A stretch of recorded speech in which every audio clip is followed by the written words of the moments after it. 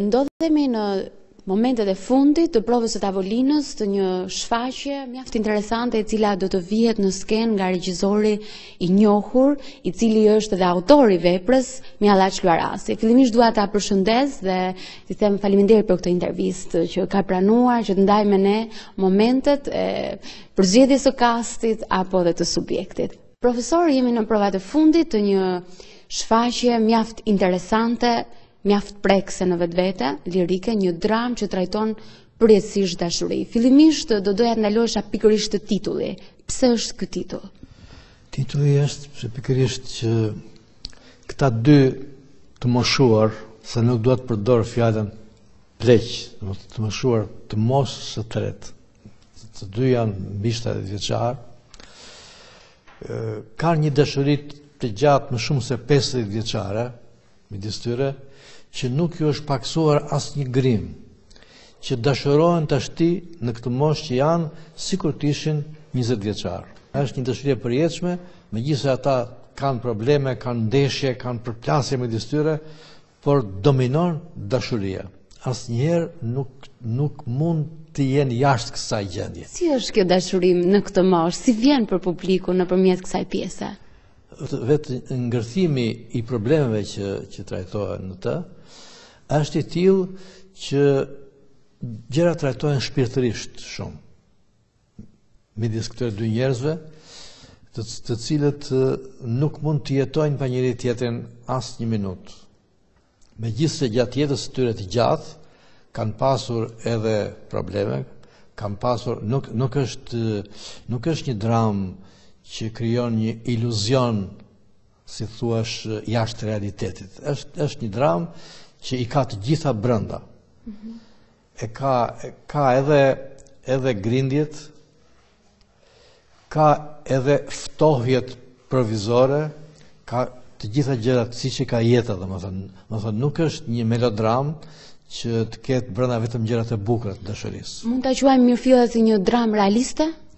Është një dramë realiste. Ju e keni shkruar vetë pjesën, që në fillim keni patur parasysh edhe personazhit të cilit do t'i besoni rolin e Zarinës. Zonja e madhe e skenës, Drita Pelingu, do na vinë në këtë rol, do rikthehet në skenë për publikun që e pret me padurim.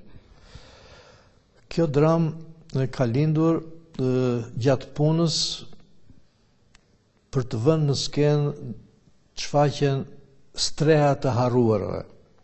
Nëse me siguri edhe shikuesve ju kujtohet kjo shfaqje, që nxori në skenë me rastin 65 vjetor të teatrit kombëtar, të moshuarit pensionistët e këtij teatri.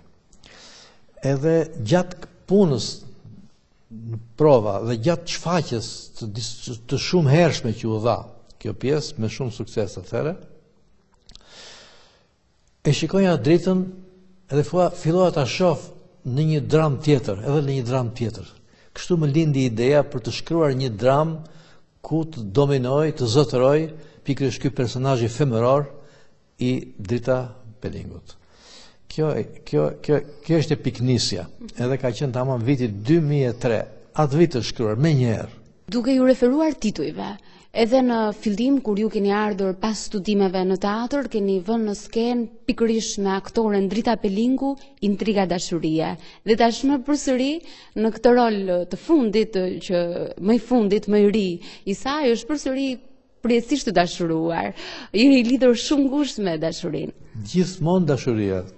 Kështu kjo sigurisht është edhe një rastësi, po nuk është edhe fare rastësi, sepse unë qëllimisht e shkruaj ta pjesën për Dritën, nuk është rastësi fare. Dhe është një gjë e bukur që pikërisht përkojnë këto dy data. Sigurisht Drita atëherë ishte një aktore e njohur në vitin 1956, kurse unë isha një student, sa isha kthy nga akademia, kupton, e kisha të shfaqjen e parë, ajo kishte luajtur shumë role edhe përpara kësaj. Po për mua ishte për herë të parë, e tashti jemi bashkë përsëri këtu, mas sa vit takon? 60 vjet. Po thuaj si 60 vjet. Shumë e bukur. Megjithatë unë do t'i referohesha edhe një thënie të aktorës Drita Pelingu, e cila në 85 vjetorin e lindjes së saj ka thënë që gjithnjë ëndërron artisti. Besoj se keni përmbushur një ëndër të saj me këtë rol. Është vërtet, edhe pikërisht në ditën e 85 vjetorit të saj, një pritje që organizoi Ministri i Kulturës për nder të Drita Pelingut, atje doli ideja për të vënë në skenë pjesë, se pothuajse ishte një çik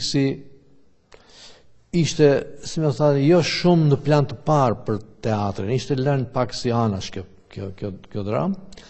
Mirë po, ishte pikërisht Ministri i Kulturës, i cili e pa të arsyeshme, e pëlqeu idenë e kësaj vepre, edhe mendoi dhe tha që duhet ta vini në skenë këtë pjesë.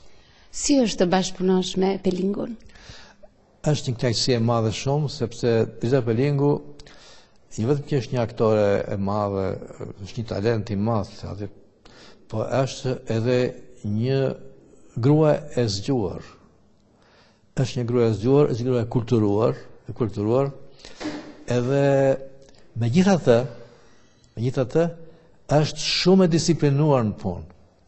Më thonë, i ndjek udhëzimet e regjisë me përpikmëri, është krijuese.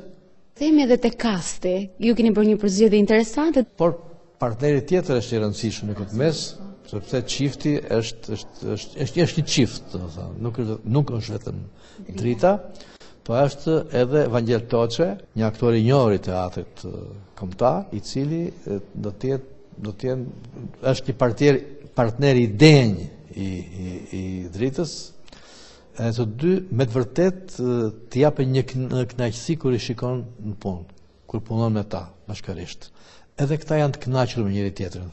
Sidomos Drita ka gjetur tek Vangeli, ka gjetur partnerin e duhur për këtë personazh. Çfarë do të vijë për publikun në aspektin regjizorial, si është konceptuar vepra? Siç e the dhe vetë pak përpara, që kjo është një vepër realiste. Nuk ka asnjë çudi regjizoriale, sidomos meqense regjizori është edhe autori i dramës, gjithçka që ka pas për të thënë dhe për të dhënë e ka thënë në shkrim, nuk ka çudira, por edhe nëse ka një çudi, nuk e mund ta themi tash se nuk duam ta djegim përpara se ta shohin shikuesit në skenë. Unë ju falenderoj dhe uroj vetëm suksese në këtë premierë, të cilën e presim me padurim. Faleminderit.